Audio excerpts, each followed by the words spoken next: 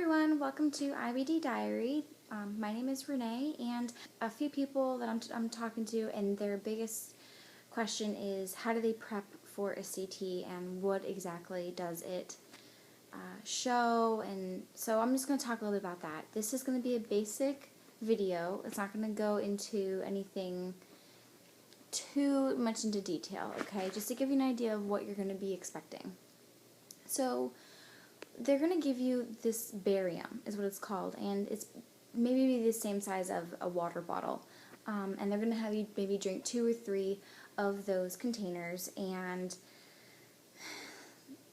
they're disgusting. I'm not going to lie. They're gross. It's great because they come in different flavors. There's vanilla, which my mom seems to like. There's banana flavors, which isn't that bad if you like banana.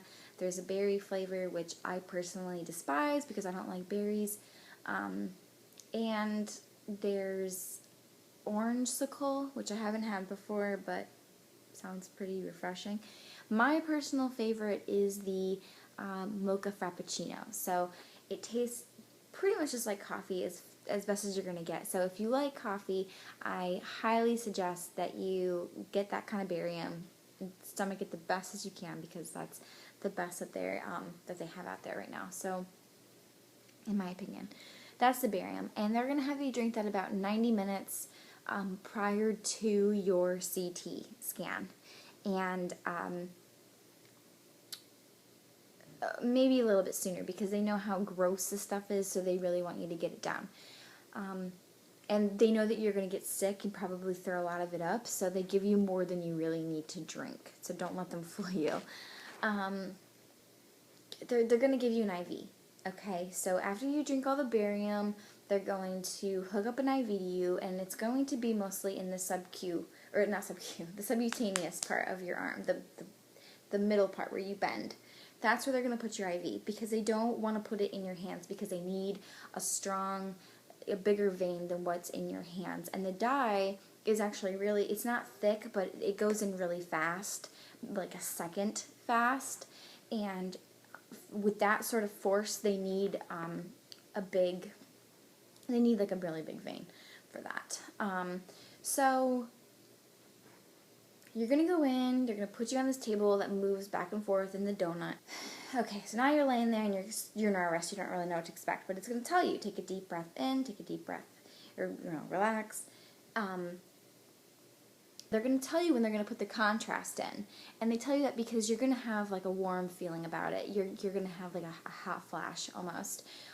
Your face is going to get really warm and hot, and then it's going to go down to your toes, and your stomach's going to feel really warm. But mostly you're going to feel like you're going to pee your pants.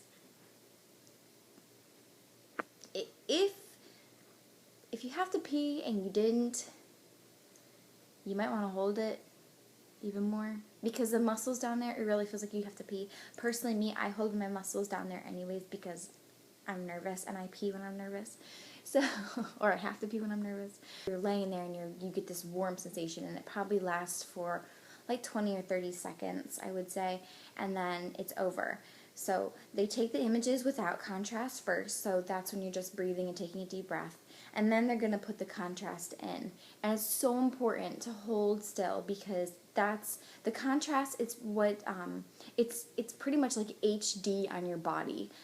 It's enlightening your whole body. So you drank that barium, and that's showing how it's going through your intestines and through your body. If there's any strictures, they can see the path through that drink, is what that's doing.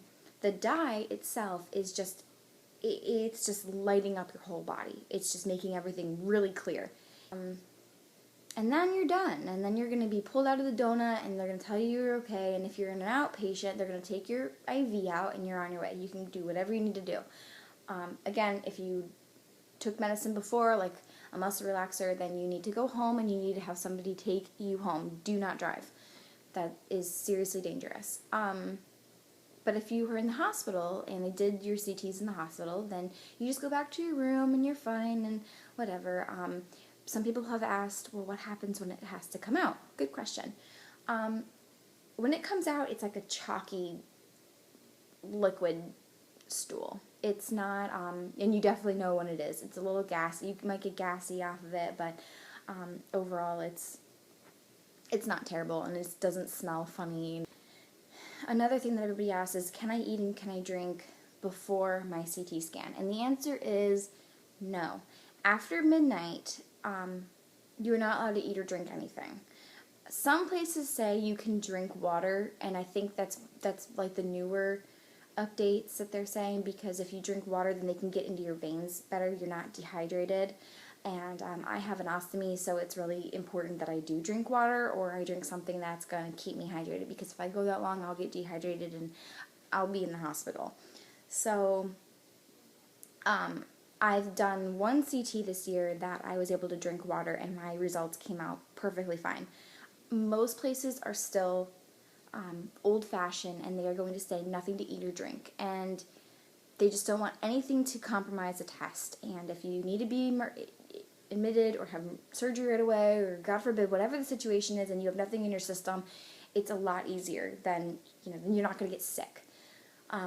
Allergies. If you are allergic to iodine, or you are having any concerns about what you might be allergic to, if you're not sure what you're allergic to, you need to talk to your doctor, because there are medications that they can give you to prevent any allergic reactions, or maybe a different test that they can go around and not do a CT. So hopefully this video helped, and good luck if you're getting your CT for your first time. It's fine, honestly. The worst part is drinking that horrible barium, I promise you. And if you're bad at IVs, if you don't like IVs or getting stuck, then that could be bad for you too. But the test alone is painless. You just lay there and you hold your breath, and that's it. You just listen to the machine, and the machine is above you and it's telling you to take a deep breath in and out, and that's it. And that's it. Alright, so good luck, and I hope everything turns out great or better than it was. I have a couple of different ideas for Halloween and a theme, and it's going to be fun. So I'm not going to tell you any more, because I want you to come and watch my video. Anyways, bye. Stay well.